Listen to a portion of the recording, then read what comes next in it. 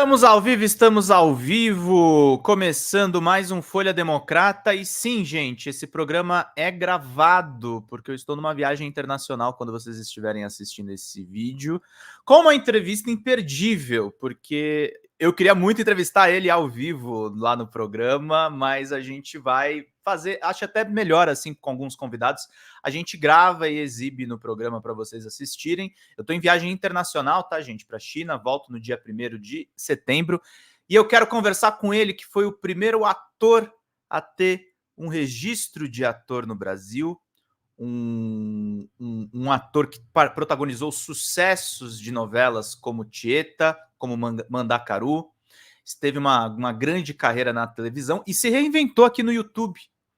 E se reinventou no YouTube, no momento que a gente está gravando essa live, ele sofreu um strike no canal dele sem explicação.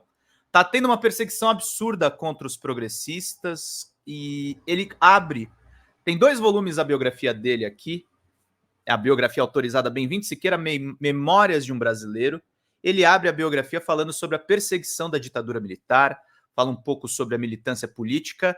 E eu quero saber com a primeira pergunta, Bem-vindo Siqueira, quando é que você vai trazer a minha carta de filiação ao Partido Comunista no meu retorno da China? Como é que você está, meu querido? Assim que você voltar da China, eu estou ótimo. Um abraço para você e para todos os que dão audiência ao Folha Democrata. Um grande abraço estar com você. Muito honrado eu fico. Mas olha, depois dessa sua visita à China, você vai voltar como espião autorizado do governo chinês no Brasil. Não tenho dúvida disso. Totalmente.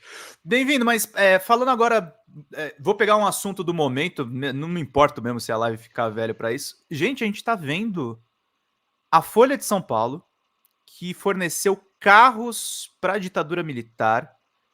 E é muito sério o que a gente tá falando aqui, porque até então as mídias bolsonaristas tinham aquela coisa da fake news, era fake news meio moleque, né, bem-vindo? Aquela invenção com o imaginário do anticomunismo. Agora a gente tem um cara que, assim, claro, todo mundo tem várias críticas a ele agora, o Glenn Greenwald, mas um cara que pega a documentação do Supremo e resolve anular, porque o objetivo, no final das contas, dessa matéria é essa, anular todos os inquéritos envolvendo Bolsonaro. Não te cansa ver tudo de novo e outra vez, e a mídia burguesa se comportando dessa forma? A minha origem de classe média, me faz ficar profundamente magoado depois de tantas décadas de luta, de ver esta palhaçada mais uma vez promovida pela Folha de São Paulo, pela Faria Lima, pelas forças reacionárias e retrógradas do Brasil. Fico magoado porque é como se a gente malhasse em ferro frio durante décadas, como se eu tivesse dedicado a minha vida para malhar em ferro frio. E aí eu sou levado pela minha memória a todos os camaradas que me antecederam, que dedicaram sua vida, sua família, seu emprego na luta pelo socialismo, pelo bem-estar social, pela democracia, pelos valores humanos, e que faleceram, que partiram deste mundo sem ver nada disso realizado e com profunda decepção. Então, minha origem de classe média me deixa magoado. Mas a minha origem marxista, a minha origem revolucionária, e compreendendo também o leninismo, as experiências do leninismo, dizem que a vida é feita desta forma, que a luta é feita desta forma. Um passo à frente, 2 passos atrás. Quer dizer, se a Folha e todos esses setores bolsonaristas conseguirem anular todas as acusações contra Bolsonaro, é um retrocesso. Faz parte da história os retrocessos.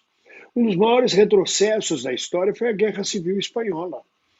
Depois dos progressistas terem conquistado o governo na Espanha, o general Franco se sublevou no Marrocos, entrou pela Espanha dentro, uma guerra civil que ceifou centenas de milhares de vidas e impôs uma ditadura de 40 anos, sanguinária, ao povo espanhol. Foi um retrocesso gigantesco. E a Espanha volta e a gente continua na luta, na Espanha, no Brasil e no mundo. Então, como Lenin dizia, um passo à frente, 2 passos atrás. De toda forma, a gente transformou o Xandão em herói porque ele perseguiu o Bolsonaro, perseguiu os bolsonaristas, ele meteu o pessoal na cadeia, então tomou atitudes que interessavam ao campo progressista na luta contra o fascismo. Mas, ao mesmo tempo, não podemos esquecer quem é Alexandre de Moraes, nomeado por Michel Temer, secretário de Segurança de São Paulo, Não é um elemento da esquerda. É a mesma coisa, a gente fica viajando em valores que não são exatamente os nossos valores de origem de classe trabalhadora. Glenn Greenwald, Janones, Alexandre de Moraes.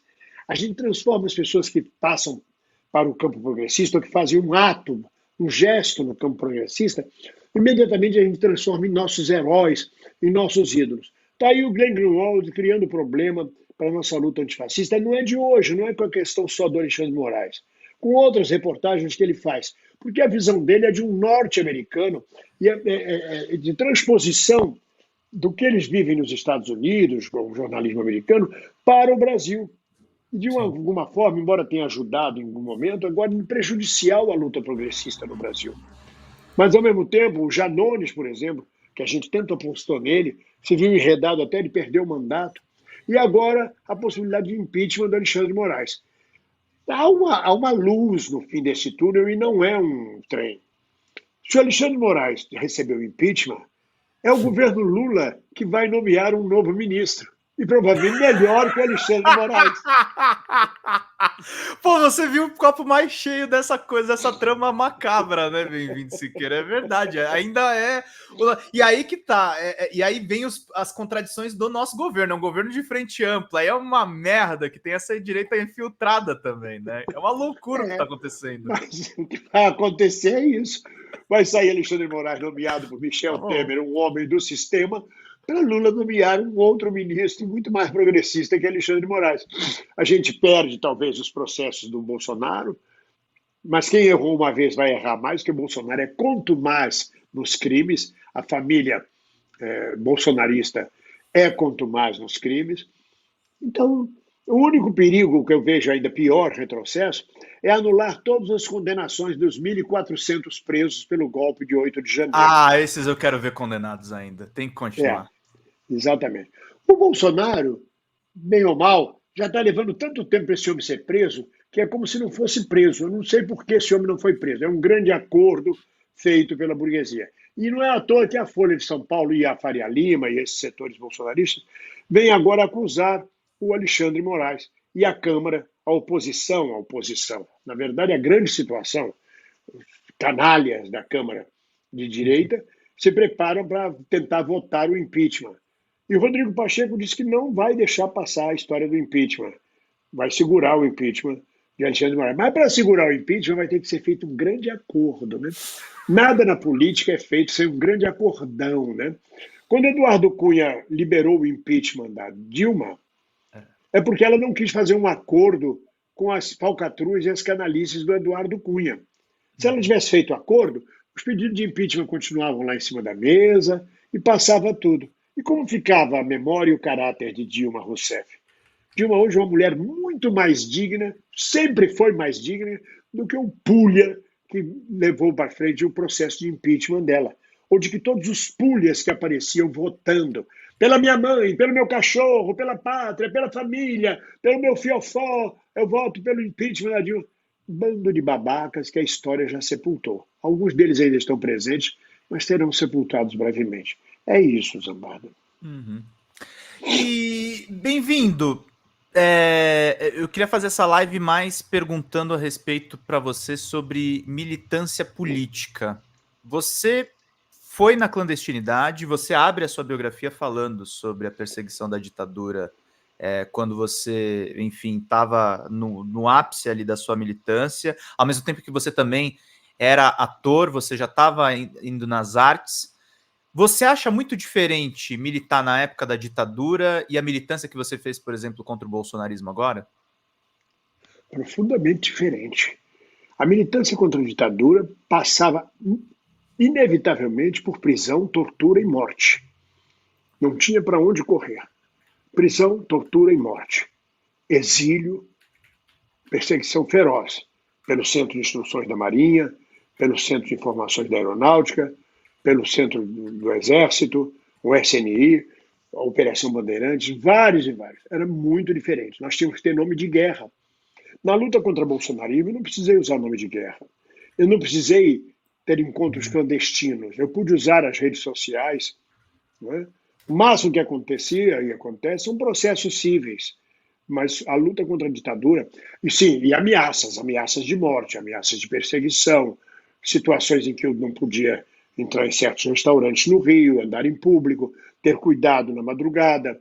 Eu, Zé de Abreu e tantos outros companheiros passamos por isso e ainda passamos, e ainda passamos. Então é diferente, é completamente diferente. Mas a ameaça ditatorial do Bolsonaro me fez vir para Portugal. A ameaça de morte constante, a perseguição constante nas redes sociais, que a gente tem que levar a sério. Você não pode desconhecer quando você recebe 3, 4 ameaças de morte por semana ou por dia. Você não pode dizer, é bobagem, não vai fazer nada. Fazem. Tem loucos o suficiente para postar de herói capaz de assassinar você ou de fazer um dano em você. E vamos embora para Portugal, que eu já estou velho demais. Eu passei a minha juventude, 21 anos. A ditadura para mim começou quando eu tinha 16 anos de idade e me entregou a democracia aos 37 anos de idade. A minha juventude foi roubada pelos ditadores de plantão da ditadura militar, por todos aqueles que, de alguma forma, de forma calhorda, atropelaram a Constituição brasileira, depuseram um presidente legítimo e tomaram o poder em nome do nada, de entregar o país para o imperialismo norte-americano. Então, falei para minha mulher, vamos embora do Brasil, porque eu não estou afim. Bolsonaro vai ser eleito e vai implantar uma ditadura militar. Eu não estou afim de tomar tapa na cara de soldadinho batendo em mim. Sabe, já passei da época, já estou idoso para passar mais 20 anos de ditadura. Por sorte, as forças democráticas se opuseram às tentativas de Bolsonaro de estabelecer uma ditadura militar, que não seria nem militar, seria uma ditadura calhorda, canalha, de aproveitamento pela família, com apoio de alguns militares da reserva, viúvas da ditadura de 64. E vim para Portugal. Infelizmente, minha mulher faleceu, vai fazer 3 anos aqui em Portugal, e eu me vi num país diferente do meu, como um cachorro que cai de cima de caminhão de mudança. E agora? Volto para o Brasil, fico em Portugal, faço o que da vida? E ainda hoje ainda estou em Portugal, meu coração, minha cabeça está no Brasil. Graças à internet, o mundo cibernético, não vejo distâncias. Eu não preciso estar no Brasil para desenvolver uma luta, para falar do Brasil, para estar atualizado pelo Brasil. E, ao contrário, passei a lutar em 2 mundos. Cheguei em Portugal, me filiei ao Bloco de Esquerda, que é um partido de esquerda de Portugal. Tenho militância na esquerda portuguesa, tenho militância na esquerda brasileira. Claro que aos 77 anos de idade não dá mais correr da polícia no meio da rua, atirar pedra em policial no meio da rua, nas manifestações, coisa que eu fazia com 17 anos, 20 anos. Jogar rolha para a cavalaria cair. Não dá mais para ficar com o nome clandestino, fugindo. É um outro tipo de luta, um outro tipo de vida. Mas eu acho que eu respondi sua pergunta. Respondeu muito bem. É engraçado essa coisa, né? De uma certa forma. E é louco, a gente viveu um período em que você não tinha que usar nome clandestino, mas a gente teve uma pandemia que matou 700 mil pessoas aqui no Brasil e pessoas no mundo, né? Bem-vindo. É muito Inclusive minha maluco o mulher. tempo. Inclusive minha mulher. Inclusive a A Dóia Dóia. me dizia sempre, quando tinha notícias do Brasil, se eu estivesse no Rio de Janeiro, já teria morrido de Covid. Se eu estivesse no Rio de Janeiro, é o destino. Ela morreu de Covid depois que a epidemia já estava passando praticamente, já com 2 vacinas. Ela estava já com 2 vacinas, mas ela tinha o pulmão fraco, fragilizado pelo cigarro. Dóia sempre teve problemas respiratórios. Do ponto de vista místico, ela era filha de Yansan, e Yansan é responsável pelo aparelho respiratório. E aí ela morre exatamente por quisila de Yansan, com dificuldade no aparelho respiratório, uma pneumonia dupla. Essa coisa que você falou da mudar de país, sair da sua terra natal e ao mesmo tempo que a sua cabeça está aqui. Você tem 400 mil inscritos, que a maioria são ainda de brasileiros. Você não criou o canal Bem-vindo em Portugal, você não está fazendo turismo, apesar de você ter algumas atividades aí que eu sei também. Você está falando com o público brasileiro. Foi a decisão mais radical que você tomou, deixar o seu país para não correr risco? Algumas decisões foram radicais na minha vida. Por exemplo, deixar o Rio de Janeiro e fugir durante a ditadura em 1970, desaparecer no mundo e ir parar na Bahia e virar cidadão baiano foi uma decisão radical. A outra, eu estou acostumado, meu Oxóssi corre mundo, eu estou acostumado. Sair de Faria Lemos, Minas Gerais. Olha, A fuga está aqui, gente. Abertura da primeiro volume. Vai lá. sair de Faria Lemos na infância e morar no Rio de Janeiro, uma decisão radical que não tomei, foram meus pais que tomaram. Depois sair do Rio para a Bahia foi outra decisão radical. E sair do Rio para vir para Portugal, decisão radical que eu tomei na minha vida. Muito difícil, muito difícil. A gente começou querendo sair do Rio de Janeiro por causa da violência. E dissemos assim, vamos para Petrópolis. E aí, quando eu lembrei que de noite a estrada Rio-Petrópolis é cheia de assaltantes que fecham a pista, eu ia voltar das gravações da televisão, 9 horas, 10 horas da noite, ia ser assaltado na Rio-Petrópolis. Falei, não, vamos para o Rio Grande do Sul, vamos para Nova Petrópolis, que fica na Serra Gaúcha, que é uma cidadezinha que a gente sempre passava férias lá, maravilhosa. E aí, quando precisar gravar, eu venho para o Rio, fico no Airbnb, faço a minha novela e volto para. E aí lembramos que Nova Petrópolis era profundamente racista. Não íamos aceitar viver numa colônia alemã racista. Então vamos para o Uruguai, que é fronteira seca. Qualquer coisa, estou no Rio. E descobrimos que o Uruguai não tem plano de saúde, não tem saúde pública, é uma bosta a saúde pública do Uruguai. O plano de saúde privado do Uruguai é feito na Argentina. Tudo no Uruguai acontece na Argentina. Você sabia que o Uruguai não tem montanha nenhuma? O pico mais alto do Uruguai se situa em Buenos Aires. Tanto que é de Buenos Aires que eles enviam o sinal de televisão para o Uruguai. É um pico de 30 metros de altura, na Recoleta, em Buenos Aires. Eu falei, não, não dá, Buenos Aires não dá, um custo de vida caro. Montevidéu é pior que Curitiba. Curitiba é uma metrópole perto de Montevidéu. Montevidéu tem a mesma população de Curitiba, mas é uma cidade parada, só tem um shopping center. E aí a família portuguesa disse, venha para Portugal, eu tenho primos em Portugal. Então vamos para Portugal. Mas eu dizia para Deus, eu não quero ir para Portugal, eu não quero morrer longe da pátria. Portugal vai ser uma morte para mim. Parece que eu estava intuindo que haveria uma morte no casamento. Só imaginava que era a minha e não a dela. E ela me deixou. Foi essa mudança radical. E te confesso que é muito difícil. Atenção, vocês que pensam em emigrar. É muito difícil. Eu te vejo dividido quando você fala de Portugal. Você fala com muito afeto e muita curiosidade, mas tem uma pontinha de saudade também, né, Bem-vindo? Você queria que o Brasil fosse diferente também do que é. Se o Brasil fosse menos violento, mais cidadão, né, com menos corrupção, com mais respeito, com menos partidos políticos, sem esta ameaça bolsonarista, sem a mediocridade e a falta de educação do povo brasileiro, seria maravilhoso. Eu hoje em Portugal, eu fico olhando para trás e digo, meu Deus, como é que a gente vive no Brasil? Há uma normalização da cultura da violência. Não dá para o europeu imaginar isso, para quem vive na Europa, no primeiro mundo. Talvez nos Estados Unidos seja assim, mas aqui no Brasil, eu digo aqui, imagina, minha cabeça está aí, é uma normalização da cultura. Eu vi um vídeo no Instagram, um sujeito ensinando como é que deve andar na calçada no Brasil. Não ande colada no muro, porque quando você dobrar a esquina pode ter um assaltante. Ande na ponta da calçada para você ter tempo de ver se tem alguém esperando ali para nessa. Porra, não dá para raciocinar nesse sistema quando você anda na rua. Cuidado com a moto que se aproxima. O rapaz da bicicleta pode lhe roubar o celular. Não mostre o celular. Tenha um celular substituído por Xing Ling para entregar para o bandido. Tem uma carteira Xing Ling para. Não dá para viver desse jeito. Que é isso? É de um estresse normalizador da violência. A pessoa chega em casa e diz para mim, roubaram meu celular. Outro, tem que comprar mais outro. E assim vai. São 1.600 celulares roubados, saiu a pesquisa, 1.600 celulares roubados por dia no Brasil. Isso é uma loucura. 4 mil e não sei quantos furtos por dia no Brasil. É um negócio de maluco. Então eu fico dividido, sim. Portugal e a Europa tem coisas maravilhosas, tem coisas insuportáveis. A burocracia portuguesa consegue ser 2 vezes maior que a burocracia brasileira. 2? Aliás, 2, se não for mais. Eu tenho certeza que quem ensinou burocracia aos brasileiros foram os portugueses. A primeira resposta em qualquer lugar, seja repartição pública, balcão de loja, conversa com português, a primeira resposta é não, não. Até com português comum. Se você disser assim, está calor hoje, né? Não, calor vai fazer amanhã. Amanhã é que vai fazer calor, hoje até que está fresquinho. Aí você diz, hoje está fresquinho. Não, não, não, não, está calor.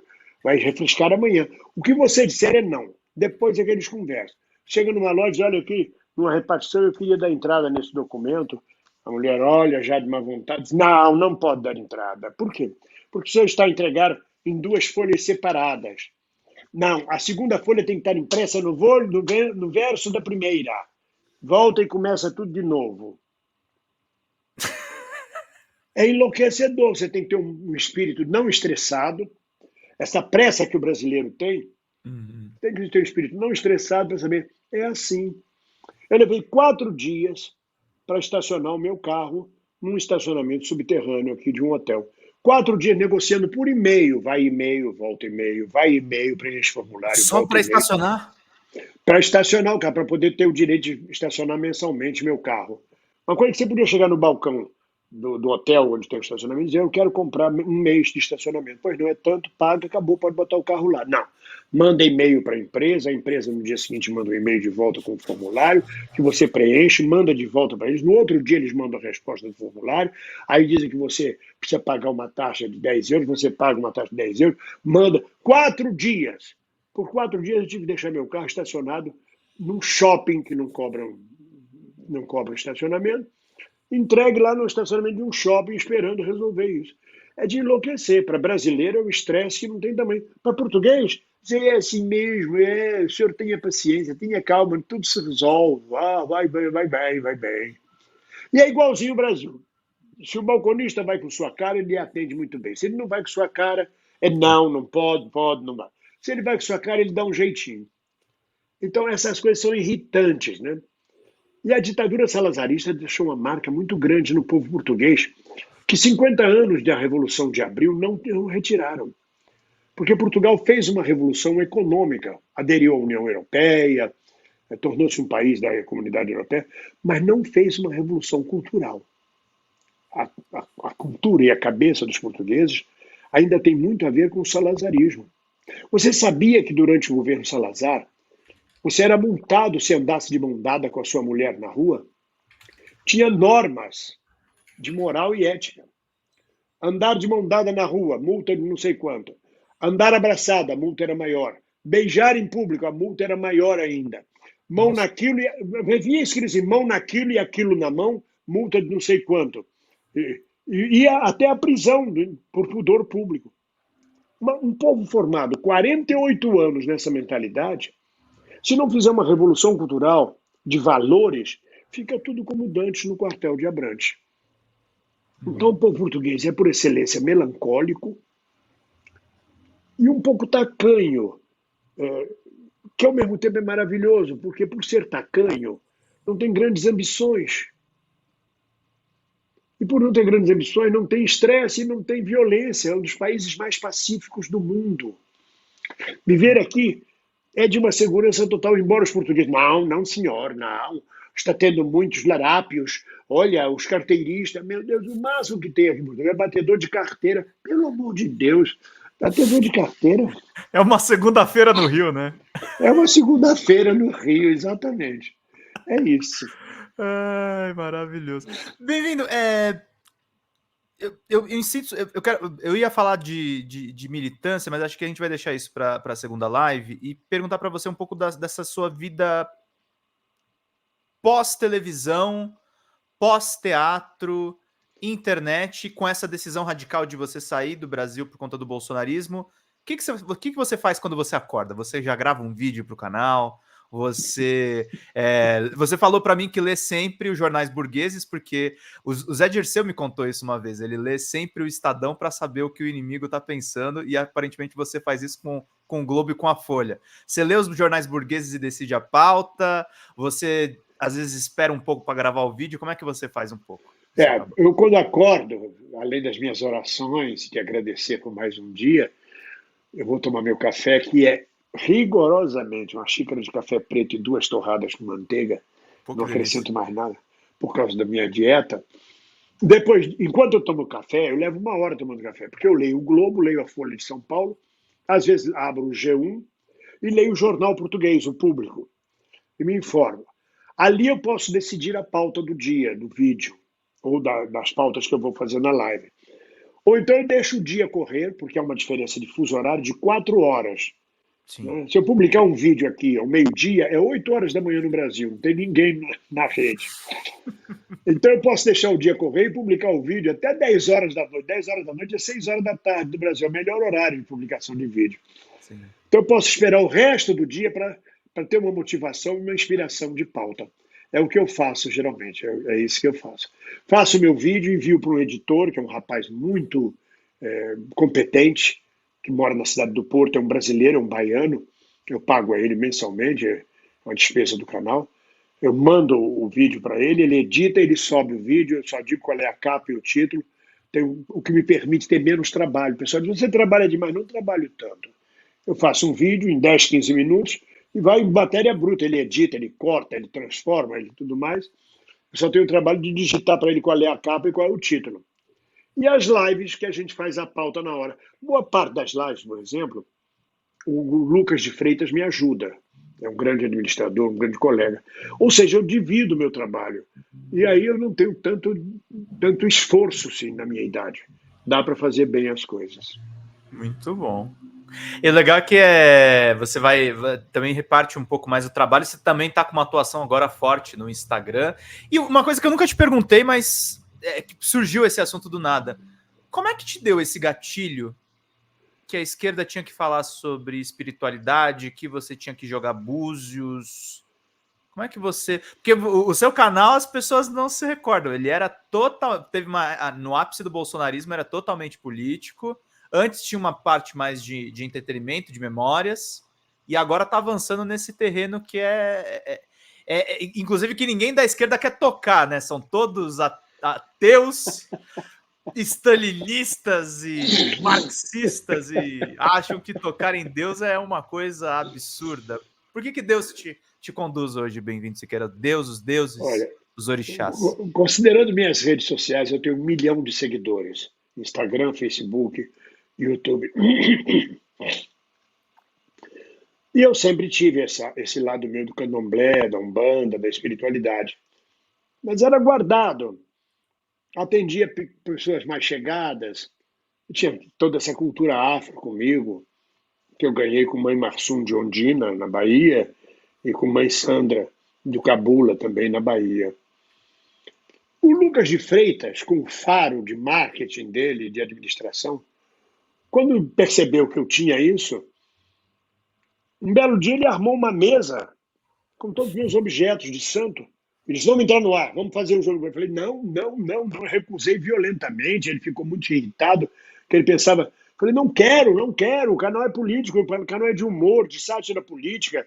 Eu não tenho nada a ver, vou entrar num terreno que a esquerda toda vai rejeitar. Eu achava que ia ser apedrejado pela esquerda, pelos seguidores, por abrir um canal espiritual.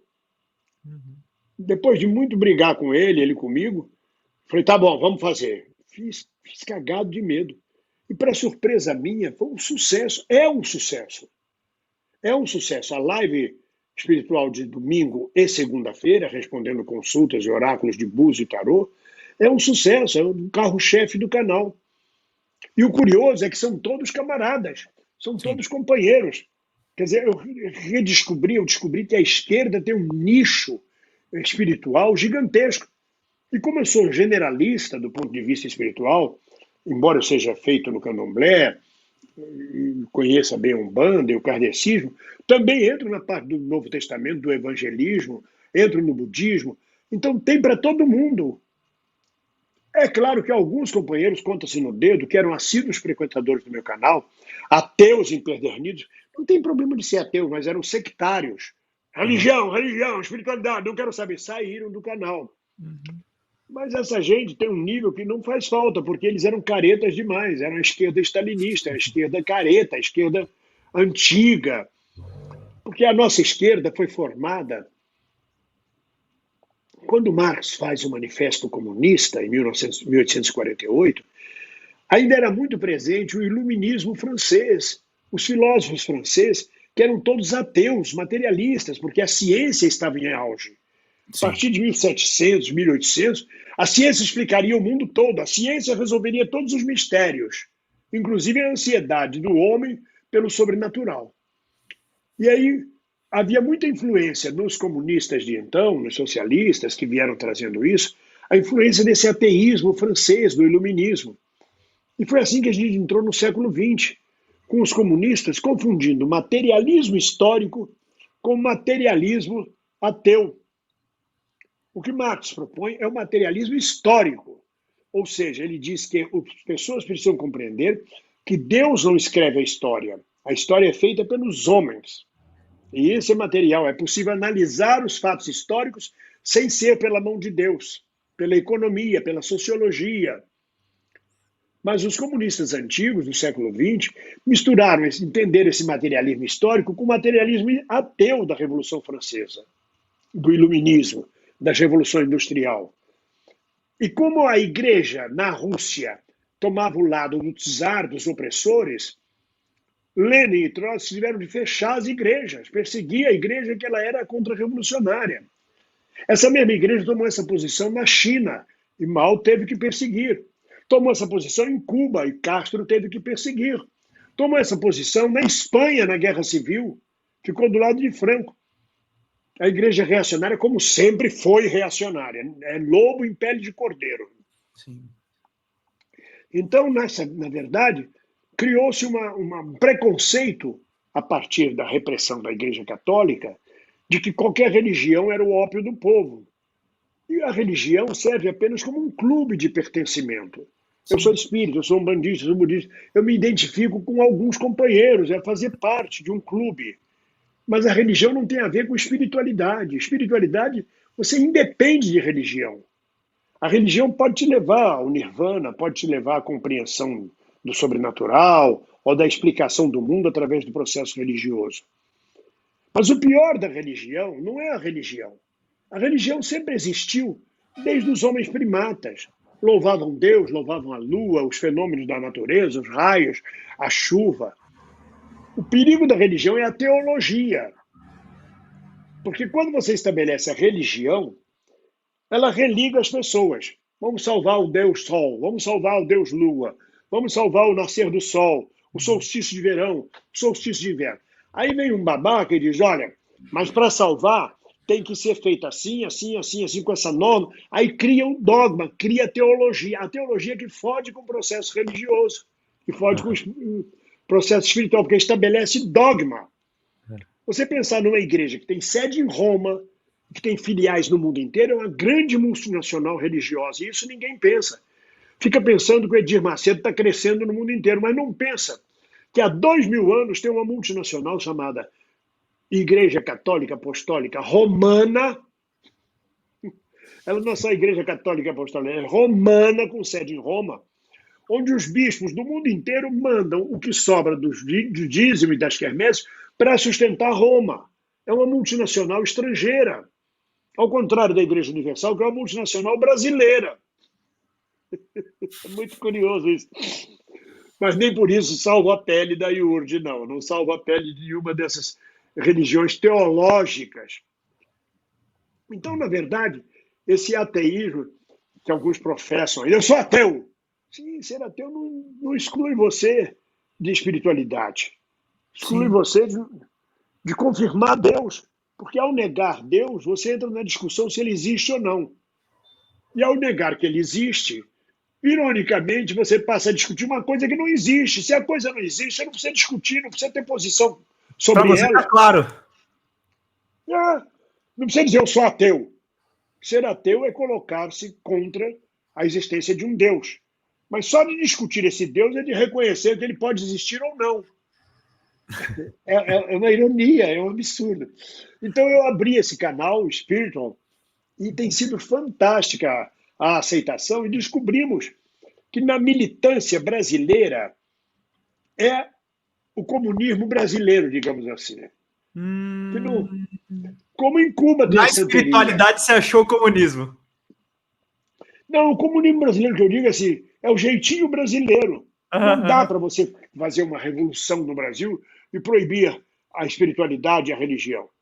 Fidel teve que conviver com a santeria, com a macumba, com o candomblé de Cuba. E está lá até hoje a santeria. Fechou a igreja, mas não perseguiu a santeria, que é a religião do povo. Então, na verdade, nós temos que adaptar as condições nossas revolucionárias, o marxismo, o leninismo, o que quer que seja, temos que adaptar às condições brasileiras, à cultura brasileira, ao povo brasileiro, falar a linguagem do brasileiro. É isso. É isso, maravilhoso. O que eu acho engraçado, bem-vindo, assim, eu sou católico de formação, mas eu não consigo respeitar hoje em dia o dogma e eu não sei se eu sinto espiritualidade.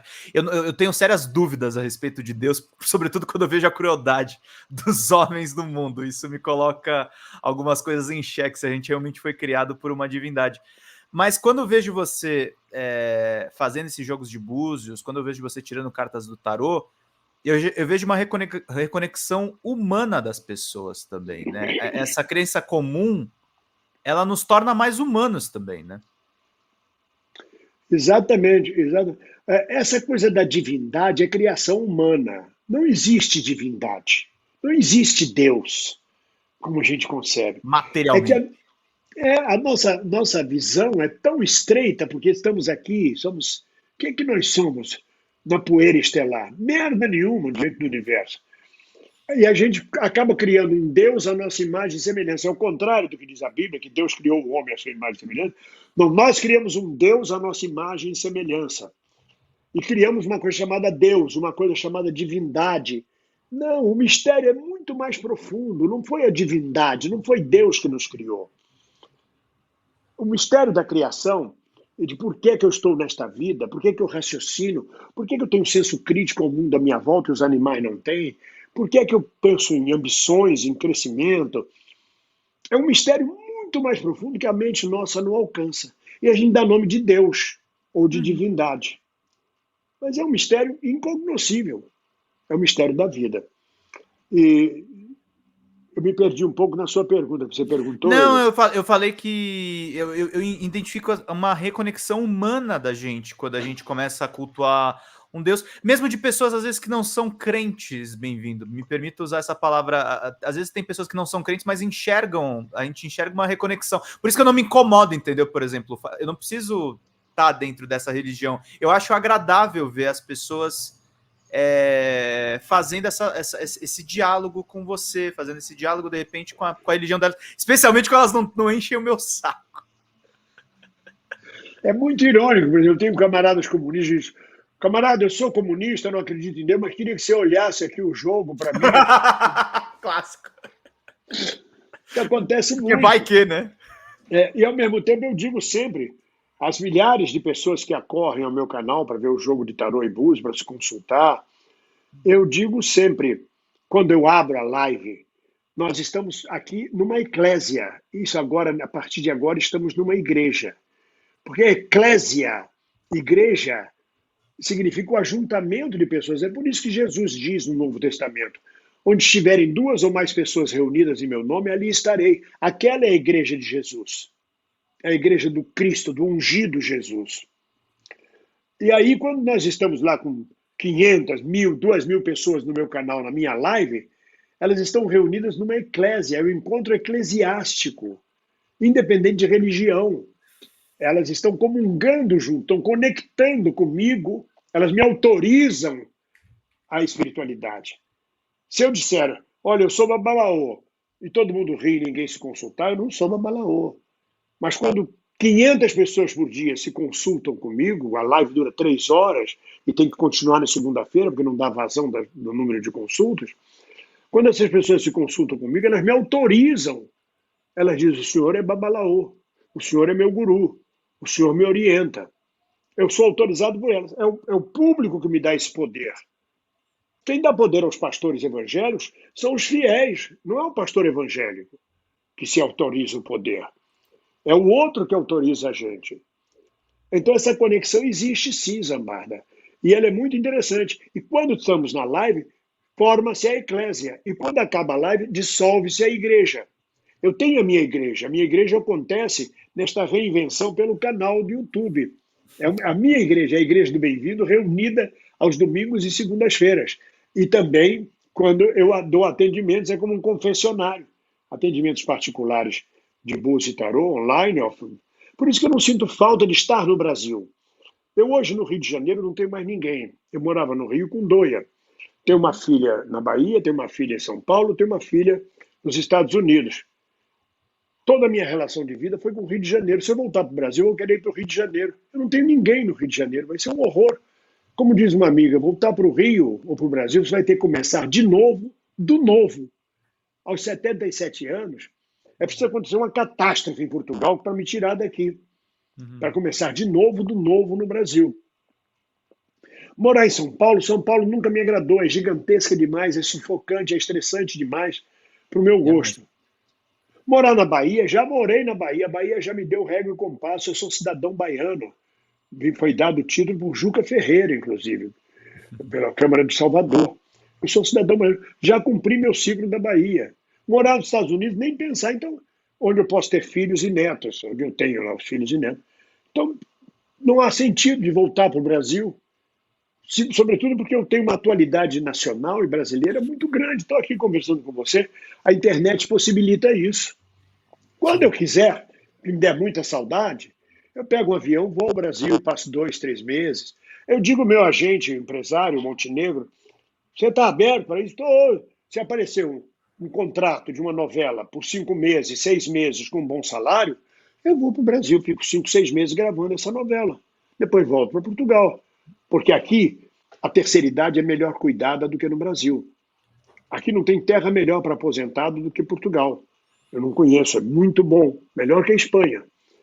Mas atenção, você que me assiste, não é vir para Portugal achando que está tudo certo. É outro país, não tem nada a ver com o Brasil, é outra cultura e a vida é difícil. Sobretudo para quem chega, se acostumar ao inverno português. As praias são geladas o ano inteiro, não dá para tomar banho de mar. A cultura, a língua, às vezes eu não entendo. Até hoje, com 5 anos de Portugal, eu só entendo metade do que eles falam. A não ser quando a pessoa articula. Mas no momento Te irrita essa incompreensão do idioma português? Irrita, né? Irrita. Eu cheguei a fazer exame de audição. Falou, pô, tô ficando surdo. É, porque eu não entendo o que falam, não escuto. Porque, além do mais, eles falam muito baixo. A Europa toda fala muito baixo, à exceção da Itália. A Itália é um escândalo. Mas a Europa fala muito baixo, fala desse tom de voz com você tem que entender. Você não escuta, o quê? O quê? Eu falei, estou ficando surdo, comprei um aparelho, nem uso, porque eu não estou surdo, são eles que falam baixo e com a boca fechada, travando, falando, eu estou fora, não sei como.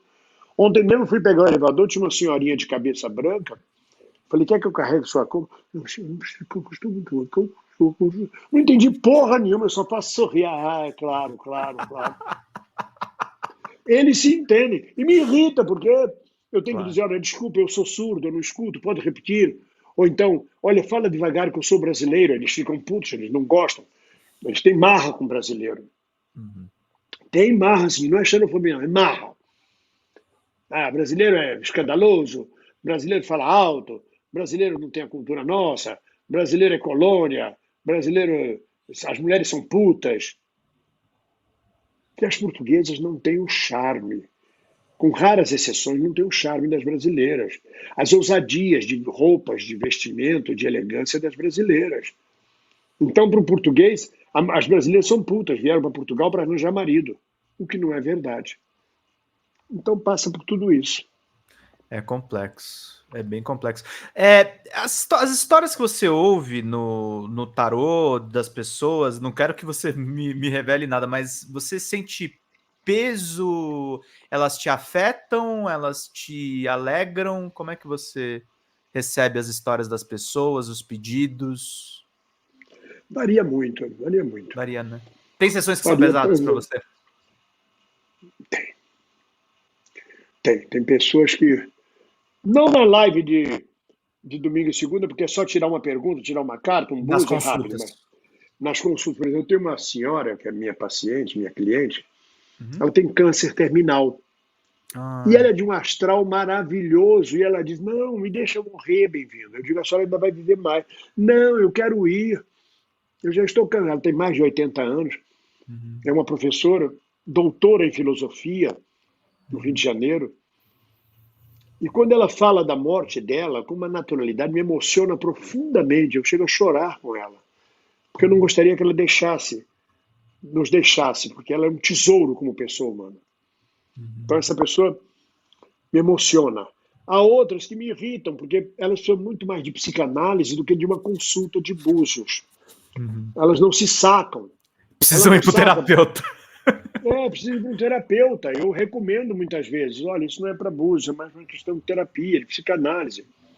Há outras que me deixam confuso. Por exemplo, eu tenho uma cliente no Canadá e tenho um cliente na Alemanha. Quando eu digo a eles, olha, tem que dar uma comida para Exu, arreia fora de casa, eles, como é que eu vou arriar com menos 10 graus, seu bem-vindo? A comida congela, eu não posso arriar. Eu digo, como é que resolve? É confuso, mas pelo menos a gente ri um pouco.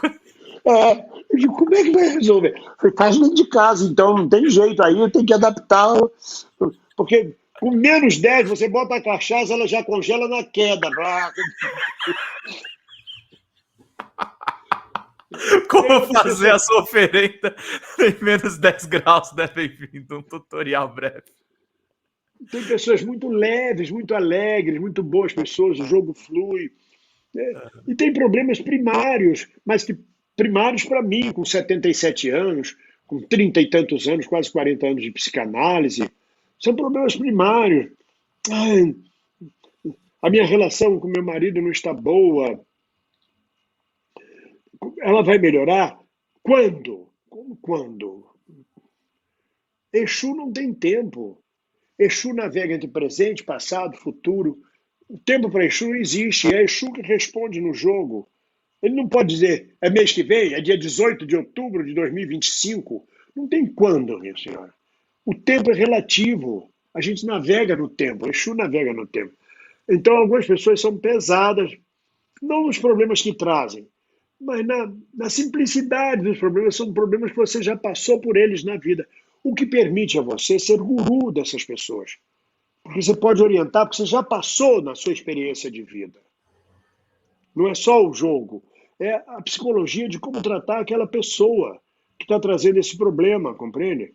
A minha, a minha nora não deixa eu ver meu neto, ou então a minha nora, o meu filho não fala comigo, a minha filha não fala comigo. Mas isso não se resolve com trabalho de macumba, isso, sabe, para ser Tem que cruel, eu deveria perguntar conversar, a essa né? pessoa. É, e como é você com a sua filha? O quanto você maltratou, exigiu, não compreendeu a sua filha a ponto dela hoje lhe repudiar? Não é só a sua filha que é safada, que é problema. Você é o problema também. Aliás, na maior parte das vezes é a pessoa que é o problema. Eu não tenho, faz 10 anos que eu não tenho ninguém, estou sozinha. Não é o trabalho de macumba que vai trazer alguém, a não ser que eu queira tirar dinheiro dessa pessoa. Olha, manda 30 mil reais que eu vou fazer um trabalho e vou trazer o homem para você. Se há 10 anos, num mundo de 8 bilhões de pessoas, você não encontra ninguém, o problema é seu. Está em você. Vai se sacar, vai fazer psicanálise, vai olhar a sua vida, faz uma meditação, se saque. O problema não está no outro. Sim. Enfim, mas isso faz parte do atendimento. Responde para você? Respondeu muito, contou várias histórias aí. Eu imagino que, de uma certa forma, isso também. E você tem falado muito nas lives do DCM, né? Você fala a respeito de estar próximo de completar 80 anos. É uma chegada em 8 décadas em grande estilo, né? Bem-vindo, porque você está ouvindo histórias e é engraçado. Acho que também te tira um pouco dessa narrativa, porque a política tem essa coisa, ela tá muito Bolsonaro ultimamente, né? Você fica ouvindo histórias que confirmam a sua vida. Uhum. Você diz, eu já fiz isso. Ou aprende mais também com a pessoa do outro lado. Uhum. Porque também, chegando aos 80 anos, também tem problemas de solidão, de amor, de decadência física, de limites. E ao ver isso tudo no outro, você diz: eu posso agir dessa forma. Ao dar o conselho para o outro, também serve para você. É um crescimento para nós também. Me espanta chegar em 8 décadas de vida. Nunca pensei que fosse viver tanto. E digo, é difícil aceitar a velhice. Porque o que é a velhice? Não é a velhice, são as limitações físicas. Sim. Não posso mais comer tanto sal, não posso comer carboidrato, não posso tomar álcool, não posso mais tomar banho de cachoeira, subir lá em cima e mergulhar, que eu posso me quebrar todo. Tenho que ter cuidado com quando vou subir uma escada para não cair, não me quebrar. Esses limites da velhice.